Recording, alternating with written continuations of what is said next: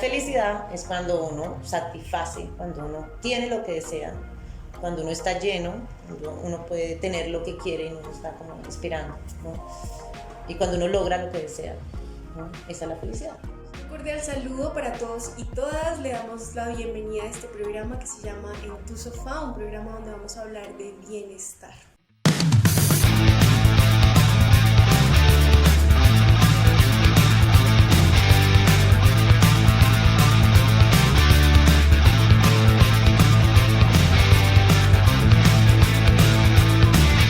Y así como hablamos del bienestar, hablaremos pues de la enfermedad. Estamos en compañía de Carolina. Carolina, cuéntanos quién eres y de qué se va a tratar o cómo está estructurado este programa. Hola a todos y todas. Carolina es una mujer en permanente búsqueda de bienestar, en aprendizaje.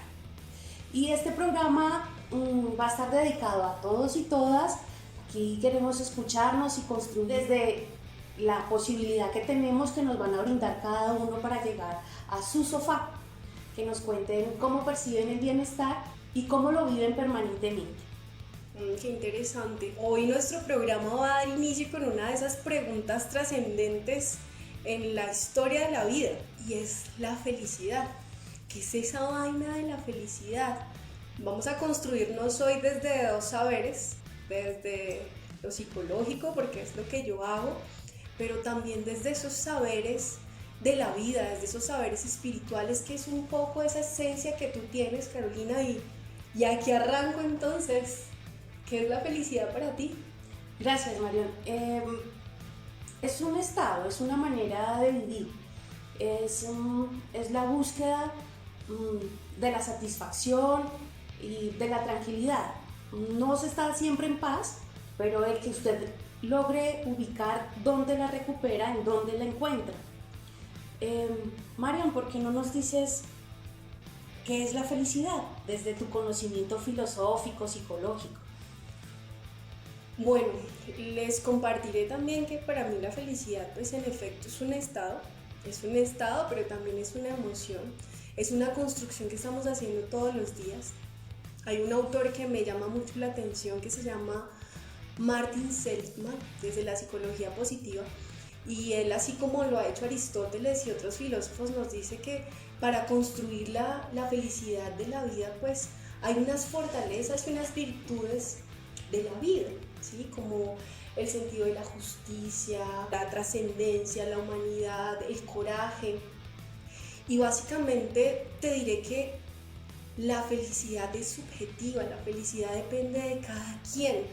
Nos han enseñado que el ser feliz es tener casa, carro, beca, ¿verdad? Familia, pero de repente también te das cuenta que se sale de esas construcciones culturales y hay otras cosas que te hacen feliz.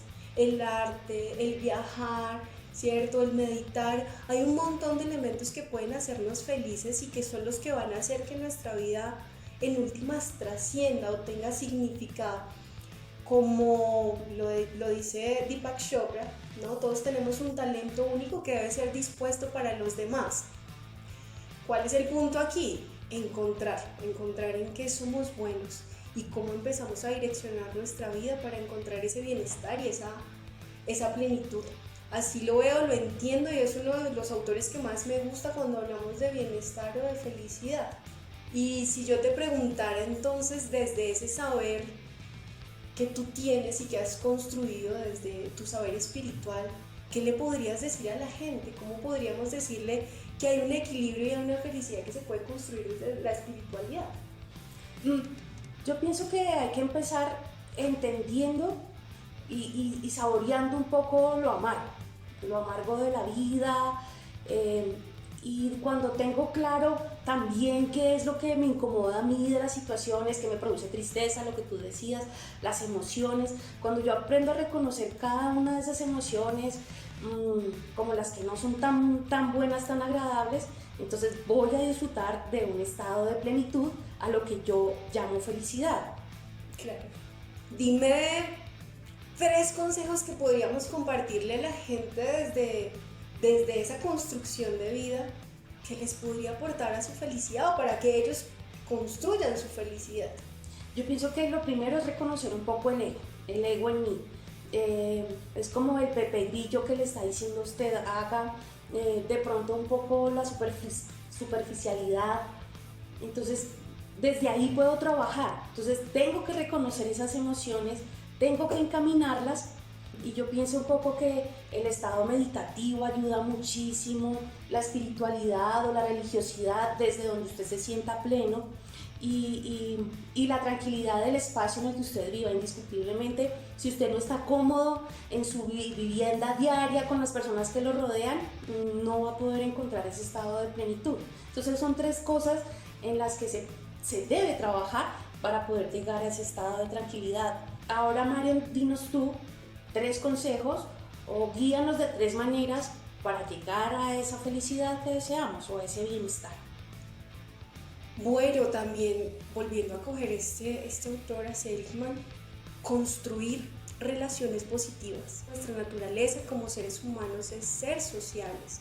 Luego entonces el contacto con el otro, ¿sí? La interacción es lo que logra formarnos, es lo que logra generar vínculos, es lo que logra generar de alguna manera esas emocionalidades, esos afectos, y eso nos construye. Por otro lado, y tú lo decías un poco ahorita, el aprender a gestionar nuestras emociones es un punto clave para que podamos apuntarle a esa plenitud que tanto queremos los seres humanos, pero cuando no sabemos qué hacer, cuando estamos muy enojados, cuando estamos muy tristes, cuando nos estamos estallando por todo, cuando hay unos niveles de estrés muy altos, pues estamos todo el tiempo en conflicto con nosotros mismos. Aquí les diré entonces que algo que podemos hacer es aprender a gestionar y a entender quiénes somos. Y por último, creo que muy importante para llegar a la trascendencia en la vida, diría yo que hay que entender cuáles son nuestras pasiones, qué nos gusta hacer, cómo nos gusta hacerlo. Como se los decía ahorita, todos tenemos un talento único. ¿Cuáles son nuestras fortalezas, habilidades y destrezas para encontrarlo y llegar a generar esa trascendencia en la vida? Yo les diría eso, son como mis 3 truquitos para poder encontrar la felicidad. Carolina, cuéntanos quién va a ser nuestra invitada de hoy hablando de la comodidad y de la felicidad. Hoy nos encontramos aquí bien cómodas en nuestra pijamita, en casa, pero además de eso les tenemos una invitada bien interesante el día de hoy. Cuéntanos un poquito, Carolina.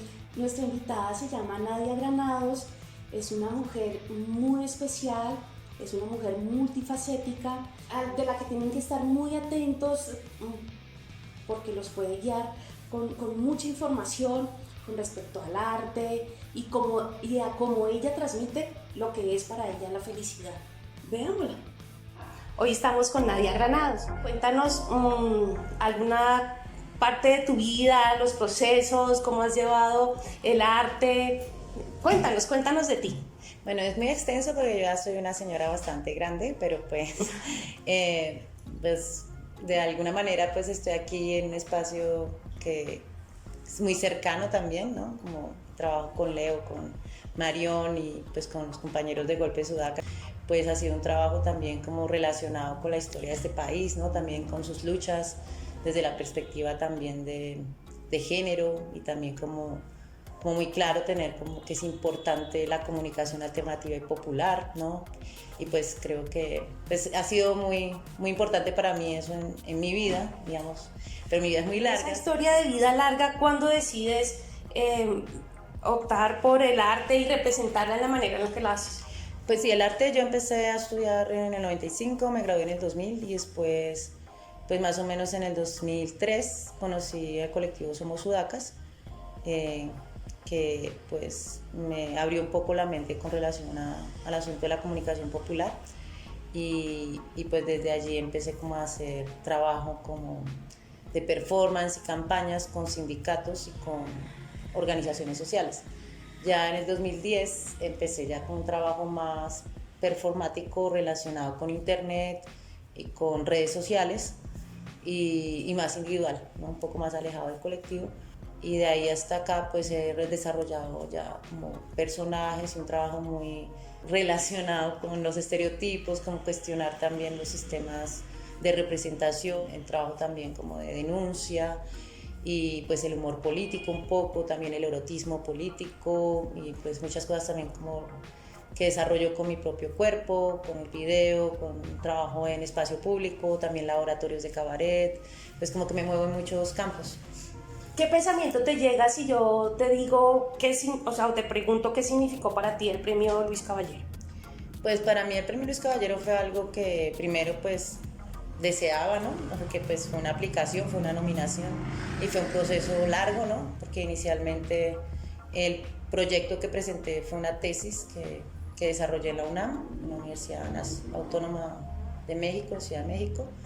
Durante algunos años pues desarrollé un texto, el cabaret, un trabajo pues hecho con las uñas, ¿no? Pues como sin mucho apoyo económico, y pues fui desarrollando una investigación alrededor de un fenómeno cultural tipo exportación que pues se centró un poco como en esa figura de Colombia como una imagen publicitaria, de la Colombia es pasión, del amarillo, azul y rojo, de las mujeres en tanga, las chicas águila, todas estas cosas que pues de alguna manera venden al país al extranjero, así como también se vende la mitología del narco como el único problema como que hay en este país, ¿no? El narcotráfico es todo, el narcoterrorismo es todo, aquí no hay nada más, que fue como todo este discurso también de Uribe durante todos estos años, que además pues era un discurso principalmente antisubversivo y anti organizaciones sociales, donde se ponía todo como en la misma gaveta y se justificaba como el exterminio del campesinado y las organizaciones sociales aquí, ¿no? Y pues como también como esa hipervisibilización de un lado de la historia y otra negación y silenciamiento del otro lado. Entonces para mí el premio Luis Caballero fue pues por un lado la oportunidad de tener una financiación para desarrollar este proyecto de una mejor manera, con mejores, digamos, con un soporte, digamos, de presupuesto más sólido y un lugar para presentarlo también pues como gran visibilidad que me permitió como digamos la nominación. Luego pues el premio, ya como premio, pues como dice, bueno, una cosa es la nominación y otra cosa es que te den un reconocimiento de esas dimensiones. Pues por un lado soy la segunda mujer que se lo ganó, ¿no? O sea, en 11 versiones. Y por otro lado, pues también creo que es un foco sobre un tipo de arte que a veces no es muy cómodo para ciertos espacios. Creo que hay como ese foco ahí y que fue una oportunidad de decir esto es importante, es relevante y es un tipo de trabajo que pues efectivamente está hablando sobre la historia de un país que es una historia bastante compleja. Entonces, para mí fue pues muy importante como en ese sentido y sobre todo esa idea como de un trabajo que viene también como desde una disidencia y también de un cuestionamiento a las masculinidades y a un montón de asuntos relacionados con el poder hegemónico y el patriarcado. Ya que lo enfocas de esa manera, dime qué te inspira a hacer todo eso. O sea, a tener esa percepción y a trabajarlo en la manera en la que lo haces. Uno a la larga tiene como una historia en este país que todos tenemos muertos, ¿no? Claro. Entonces yo, por ejemplo, si en el 2001 un hermano fue asesinado en una masacre, y pues en todo ese trayecto uno viene pensando pues cómo se manipula o cómo se transforma la historia sobre las muertes, sobre el conflicto armado. Entonces para mí desde ese año más o menos, desde el 2001 para acá y después conociendo el proceso de Sudacas y como teniendo esa conciencia de la pertinencia de cómo levantar la voz frente a ese monopolio de la comunicación que hay acá, el monopolio de las ideas, donde pues siempre se pone un foco en asuntos súper frívolos y estúpidos, pues por un lado es una especie de rabia y necesidad y que a la larga pues yo le veo mucho sentido y que pues uno piensa que ahí como que uno hace un pequeño aporte a una transformación social y es un cambio de pensamiento y de posturas frente a lo que la gente, pues como que el sistema entrega y que te muestra y dices, bueno, me lo trago entero o lo mastico o simplemente lo rechazo y lo escupo porque no me interesa lo que me están haciendo tragar, ¿no? Entonces creo que de alguna manera el proyecto, el trabajo que yo llevo haciendo más o menos como artista desde hace varios años, sí ha calado en algunos espacios, ¿no? Y por otro lado el hecho de que lo haga una persona pues como diversa de género, identificada a veces como mujer o no binaria o señor, y que a la larga, sí, definirse. Pero que digamos una persona que se puede ser una mujer, porque a la larga ese ser mujer, pues a veces como que esa fuerza, esas voces fuertes no no se llaman mujeres, ¿no? Okay, Son, sí, como que estamos acostumbradas y que a la larga hay una importancia en que esa voz venga de ahí y además cuestionar el género. Me gustaría saber qué tienes tú del patriarcado o del machismo, como lo ubicamos socialmente. Yo tengo mucho. Entonces dime algo de eso. O sea, yo he tenido muchos problemas por eso, ¿no? Porque pues fui maleducada, o sea, fui enseñada cosas muy tristes, ¿no? Como a bajar la cabeza, a sentir vergüenza de uno mismo, a sentir miedo por hacer, a sentir miedo de hablar. Por otro lado, vengo pues también de un origen socioeconómico que tampoco es como digamos, ¿no? Como popular, donde pues uno creció en un barrio, estudió en un colegio distrital, y pues uno siempre como atrás, como hágase atrás, quédese callada ya, ¿no? Ni siquiera es calladita de amor porque ni siquiera es bonita, hágase por allá. Entonces hay una cantidad de cosas que han ido pasando con los años que pues también le hacen a uno preguntarse por qué uno tiene tan arraigados tantos defectos que vienen de ahí, ¿no? Como tantas cosas que a la larga le hacen daño a uno y que tiene mucho que ver con las relaciones afectivas, cómo se relaciona con el otro, cómo también tiene romances súper nocivos y tóxicos y que además una y otra vez termina cayendo lo mismo, o sea que son cosas que a la larga uno dice, sí, pues, estamos tratando de liberarnos, pero efectivamente es súper difícil porque uno tiene súper arraigado eso porque desde niña, cuando le dieron a uno ese coño allá, esa vagina, le empezaron a inculcar un montón de pensamientos contra uno mismo. No te toques, no te mires, no. No, y nocivos, o sea, dañinos, o sea, que como de menosprecio, de achicamiento, de domesticación, y que son muy difíciles de sacar. También la doblegación frente a ese sistema, ¿no? Y que una y otra vez uno tiene que luchar y salir de ahí. Enfrentarse nuevamente a eso.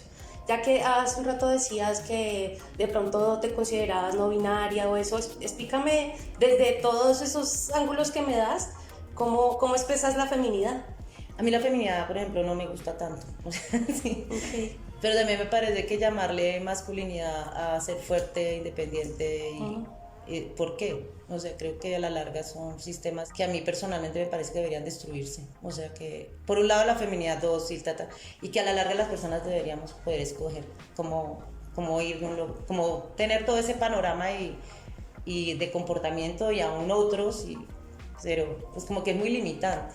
En el caso como de la feminidad que yo tenía construida o que estoy constantemente como destruyendo y otra vez tomando, ha sido bastante nociva, pero también he gozado mucho de ella, o sea, todo el erotismo y todo este lado como fuerte de lo sexual femenino también me gusta, pero es una cosa que uno tiene que sentir como que es algo que uno actúa. Yo no puedo negar que innegablemente soy una mujer, empezando por los problemas psicológicos que tengo por serlo.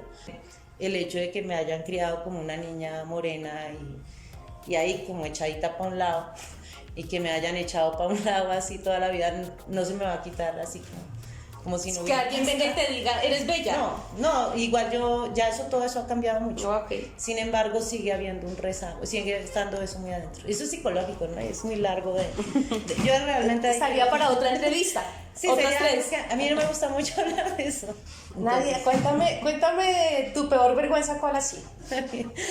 Yo, por ejemplo, aprendí a perder la vergüenza. Simplemente como que perder la vergüenza me abrió un camino muy grande, o sea, sentir que a mí no me importaba ni que me dijeran que era ridícula, ni que me dijeran que era fea, ni que me dijeran que me veía fea o pobre o lo que sea. En ese sentido, a mí, yo como que salté a un ladito allá y dije, a mí ya no me importa lo que ustedes digan porque pues no estoy viviendo para ustedes, ¿no? Entonces eso por un lado. El otro lado, la vergüenza de hacer cosas malas o de hacer daño, nunca la he sentido porque he evitado hacer daño. Nadia, cuéntanos en qué sientes que has brillado de todas las cosas que has hecho. Como artista. ¿A qué le llamas brillar, Ana? No, a eso. Tú nos acabas de decir en qué sientes que has brillado. Así no le hayas iluminado a otros, te iluminaste. Creo que sí, iluminado, por ejemplo. Yo veo que sobre todo con el paso de los años, o sea, cuando uno empezaba a hacer cosas, decía, bueno, quisiera que eso tuviera un eco, que fuera resonante, ¿no? Y porque para eso uno hace las cosas con cierto volumen, para que resuenen, o si no las hace en la casa, ¿no? Uno quiere que lo vean, entonces se prende como un bombillo y dice, ojalá vean, a alguien le interese esto que estoy haciendo y lo volteen a mirar. Y efectivamente, pues si lo ves, lo estás diciendo de esa manera, pues sí creo que ese acto de iluminar sí se dio y lo siento porque pues me lo han dicho. ¿A qué le tienes miedo, Nadia? A la muerte, a que me maten, que me coja un carro, que me disparen por ahí o que me hagan daño físico. Le tengo miedo a eso, pero nunca pienso en eso, la verdad no tengo mucho miedo. Nunca estoy pensando en eso. ¿Qué te da fuerza mental? Resolver me da mucha fuerza porque Es ya. resuelvo. Sí, cuando tengo mucho tiempo no hay fuerza mental ni nada, es como, no hay acelerador, algo así. ¿Qué piensas de la violencia de género y cómo enfrentarla? Pues yo soy víctima de violencia de género en este mismo momento. Y que es raro que, pues desafortunadamente los ciclos, ¿no? Como las maneras en que se desarrollan las vidas de las mujeres, a veces y generalmente terminan en situaciones en las que es muy difícil salir, sobre todo porque no hay independencia económica, porque no hay, porque como que un ciclo, una cosa lleva a la otra, a la otra, a la otra y terminas enredada en una maraña. Si uno puede terminar así, teniendo toda la capacidad para no estarlo así. Entonces creo que la violencia de género pues sí se requieren redes de apoyo de mujeres. También desde el Estado, desde el sistema debería haber lugares donde soportar, donde apoyar a las mujeres. Y también tiene que haber una conciencia de que hay que salir de ahí. O sea, sobre todo que uno tiene que tener una conciencia de que definitivamente tiene que salir de ahí. Precisamente por eso también es importante como que circulen otros discursos desde las llamadas mujeres, ¿no? Otras maneras de vivir, otras maneras de poner el cuerpo, porque eso también estimula a otras a pensarse de otra manera, ¿no? Cuando ves una cuerpa bien empoderada haciendo ciertas cosas, pues eso inspira inmediatamente. Cuéntanos qué proyectos tienes, Nadia. Tengo ganas de pues escribir ficción y me gustaría hacer una película donde yo actúo y yo también hago parte como de la creación del guión y que fue algo muy loco también. Pues algo así, no sé. Como transmites felicidad con eso que nos acabas de contestar, cuéntanos qué es para ti la felicidad. Ay, no, esa pregunta. La siguiente pregunta. Es que es muy difícil esa pregunta. Lo que pasa es que recuerda que el tema de nuestra entrevista hoy es la felicidad. Creo que es estar como en equilibrio, ¿no? No te preocupes que esto lo editan. Has dejado un mensaje muy importante en todos. Muchísimas gracias por tu tiempo, por la disposición y esperamos que todos tus proyectos, así no nos los hayas contado y los que contaste, se cumplan. Bueno, todos. Muchas gracias. Que estén muy bien y muchas gracias a todos por su tiempo. Tan linda, disfruté mucho esta entrevista, pues igual hablé mucho. Qué entrevista tan interesante, Carolina, te felicito. Qué mujer tan espectacular con la que vamos a dar arranque a nuestro programa. Realmente me sorprendió muchísimo cada uno de los elementos de su vida y también la propia percepción que tiene de la felicidad. Pareció bien llamativo. Así que no tendré más que decirles sino que cuéntenos acá en qué son felices ustedes y de qué otros temas quieren que hablemos. No olviden seguir nuestras redes sociales en Facebook, en Instagram, en YouTube como @diamentes. ¿Cómo son las tuyas, Carolina, para que te empiecen a seguir? Yo les voy a estar contando porque tengo que organizar, no soy muy de redes, para que empecemos a charlar y aprendamos juntos de todos los temas que vamos a tratar en este programa y con esta gran oportunidad de que tenemos de transmitirnos los saberes de cada quien, desde cómo vive cada quien. Y si les gustó este programa, no olviden darle like y nos estaremos viendo para otro programa y cuéntenos de qué quieren que hablemos. Carolina, un gusto haber compartido hoy contigo, qué rico. Y nada, estaremos haciendo muchísimos más programas. Muchísimas gracias, Marion. Todo mi afecto para ti, estoy súper feliz de poder hacer esto juntas y un abrazo para todos y todas. Bye.